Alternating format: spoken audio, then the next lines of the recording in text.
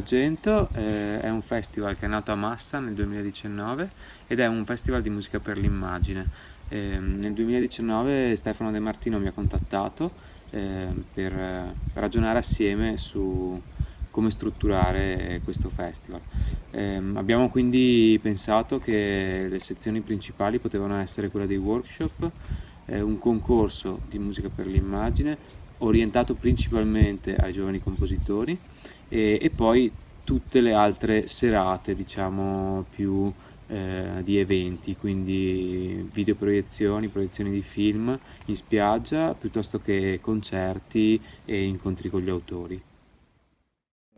Siamo soddisfatti, un timido ma ambizioso inizio di quello che può essere un processo di cose che può continuare tutto l'anno con appuntamenti diversi e che comunque avrà sempre un suo gala finale, una serata clou. Siamo qui al Mercurio d'Argento. Intanto la cosa principale che chiediamo a tutti i compositori di musica applicata alle immagini è cosa è per te la musica applicata alle immagini e che tipologia di approccio tu hai normalmente, anche a prescindere dal genere cinematografico o televisivo che affronti. Tieni conto che io ho come motto che meno mi piace meglio è, okay? In alcuni casi mi differisce da altre persone, che fa i miei colleghi a cui piace mettere tanta musica, a me non piace tanta musica. Sono dell'idea che sostanzialmente un film più funziona da solo, il meglio è il film, il migliore è il film. Per cui io penso che come i direttori d'orchestra, per esempio, che il cui mestiere non è tanto di sostanzialmente far diventare gli altri migliori musicisti, ma dirige il traffico, sono lì in qualche modo a fare in modo che tutto funzioni bene, penso che la musica dell'immagine sia un mezzo, in alcuni casi lodevole, in altri solamente un mezzo come un altro, come dire una perfezione piuttosto che una marcia che aiuta la scena che descrive o che interpreta, dando ritmo, armonia, colori che non ha o che ha bisogno di avere per non recita da bene. Senti, ma nel seminario che farai qui al workshop del Mercurio, su che cosa ti focalizzerai o che cosa un po' regalerai ai nostri ospiti, agli allievi, ai ragazzi, sicuramente ai musicisti che stanno qui con noi? Allora, io immagino che più musicisti ci sono, meglio sarà più facile per me parlare con coscienza. Ho portato 5 esempi di come ho colorato, ho aiutato, piuttosto che ho interpretato una scena su 3 film, queste 2 o 3 film e una serie che sto facendo adesso, per cui mi interessava far vedere cos'è lo stato brado di una scena che viene presentata neanche a mix finito, con solo la musica di appoggio in alcuni casi e di far capire quanto quella scena in alcuni casi è orribile e noi riusciamo a farla diventare non dire nessuno. In altri o risolve dei problemi di montaggio, di ellisse che non ha funzionato, quindi spesso noi arriviamo proprio, è come se i vecchi, capito, quelli che rimettono a posto le puntine o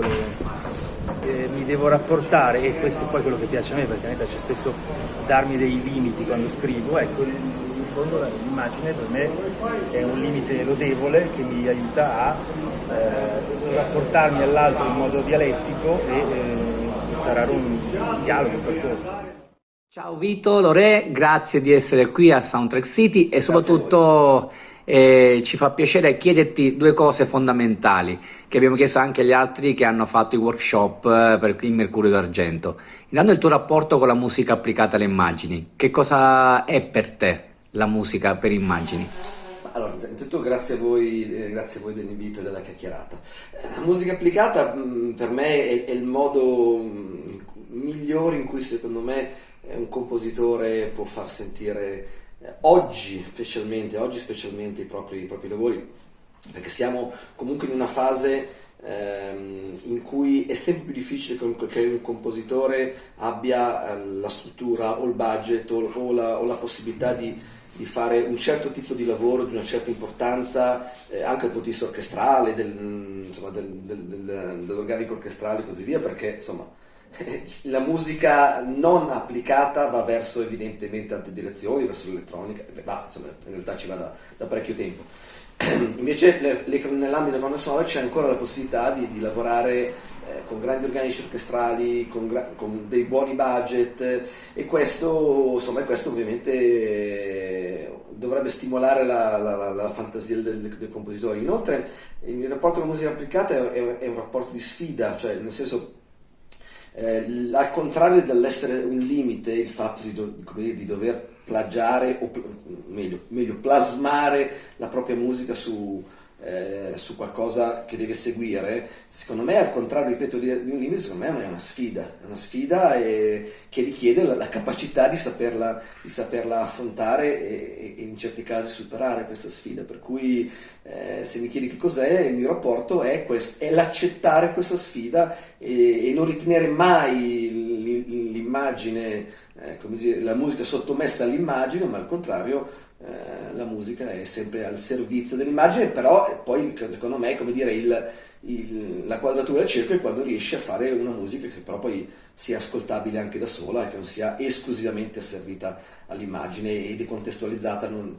ascoltata non ha senso, insomma. Cosa hai scelto per il tuo workshop come idea tematica da affrontare, da spiegare?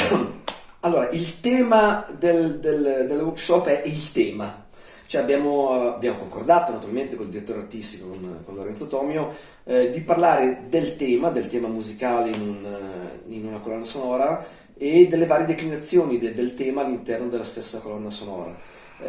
Per cui partirò naturalmente, ovviamente ognuno parla della propria esperienza, partirò dal mio modo di concepire il tema, dal mio modo di strutturare un tema, dall'uso drammaturgico che io faccio dei temi che scrivo. Io, salvo rarissimi casi, non scrivo temi di personaggi, ma scrivo temi di situazioni, temi di ambiente, temi di sentimenti, ecco, più che il tema legato al personaggio, un po' tipo tradizione che deriva dal leitmotiv wagneriano, che poi insomma adesso oggi come oggi non è più molto utilizzato.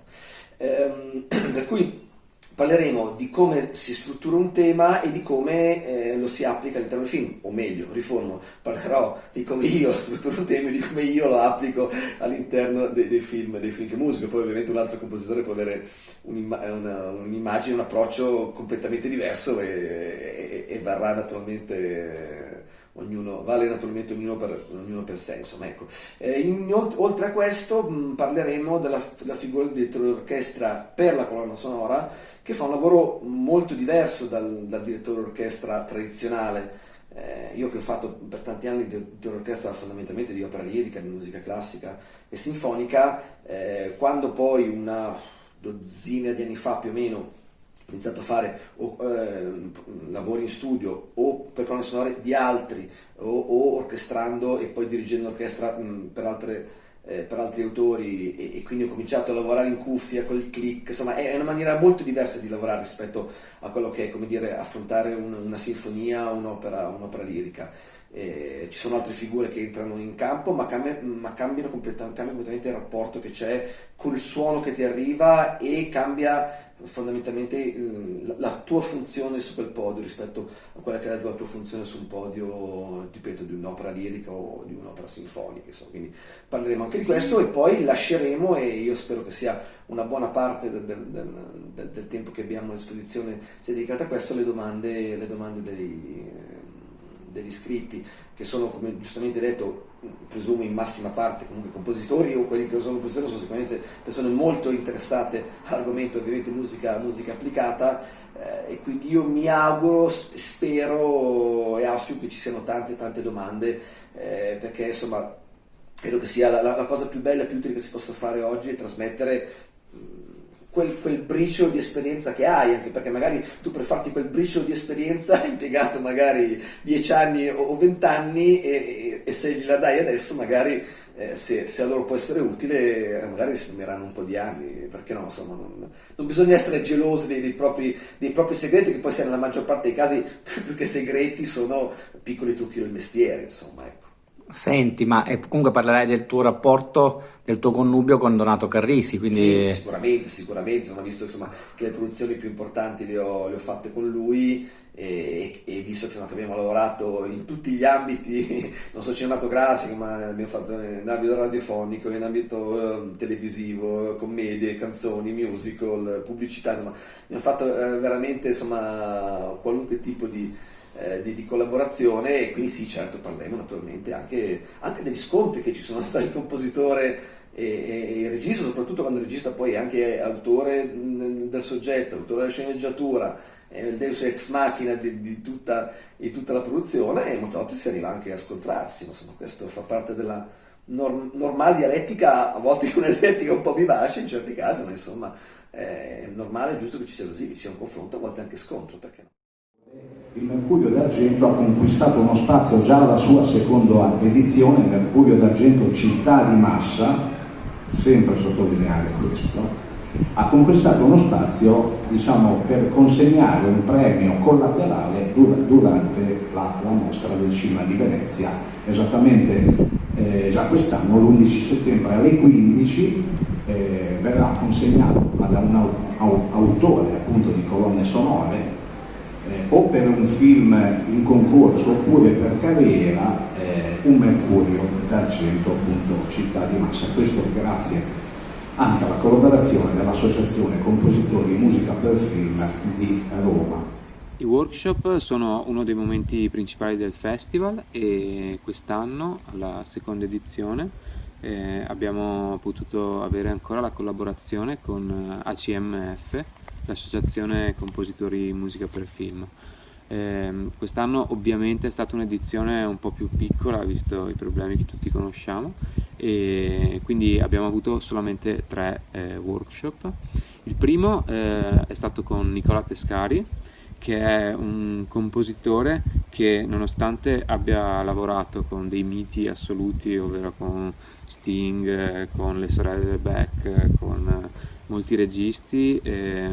rimane una persona tranquillissima e super alla mano e secondo me ha fatto un workshop molto interessante, anche tirando fuori i lati ogni tanto un po' negativi del nostro lavoro, un po' più complicati. Il secondo workshop è stato con Massimo Brevitera, che è una persona che ha una conoscenza sterminata delle colonne sonore, è direttore di colonnesonore.net e che ha fatto un workshop molto particolare sulle colonne sonore meno conosciute di Ennio Morricone, e che è stato anche un bel omaggio al maestro scomparso da poco. E tra l'altro la sera prima del suo workshop ha presentato anche L'Orca Assassina, un film americano del 77 proprio con le musiche di Morricone. E l'ultimo workshop è stato con Vito Lorè, che è un compositore e direttore d'orchestra con una esperienza sterminata, dalle opere ai programmi TV alle colonne sonore. È compositore dei film di Donato Carrisi, che sono stati il cuore del workshop, dove ha esaminato e spiegato i vari temi e lo sviluppo tematico del materiale all'interno di tutto il film. L'anno prossimo speriamo di fare qualche workshop in più, perché sono uno dei momenti veramente più interessanti, dove i ragazzi hanno anche modo di entrare a contatto diretto con dei professionisti molto affermati. Il Mercurio d'Argento è un festival giovanissimo, quest'anno abbiamo appena finito la seconda edizione, quindi di progetti per il futuro ce ne sono tantissimi. Di sicuro il nucleo centrale del festival devono rimanere i workshop e quindi il rapporto e lo scambio e l'incontro tra compositori affermati e giovani compositori. Ci piacerebbe che Massa diventasse un luogo di incontro e di scambio tra le varie generazioni e tra i vari professionisti del settore. Ovviamente grazie alla città di Massa e all'amministrazione l'idea è anche quella di ampliare gli spazi del festival, non solo per i momenti di incontro tra i professionisti, ma anche grazie agli eventi collaterali che possano coinvolgere la cittadinanza, tra cui i concerti, le proiezioni sulla spiaggia e gli incontri con gli autori, con i registi, con i compositori in location diverse della città. Speriamo che la collaborazione con tutti gli enti con cui abbiamo scambiato finora possa continuare, tra cui ACMF, colonnesonore.net, il Comune e la provincia di Massa e così. Speriamo che anche il concorso riesca a riprendersi quello che ha abbandonato quest'anno per un'edizione un po' più piccola e quindi riprendere la sua suddivisione di lungometraggi, cortometraggi, documentari e spot.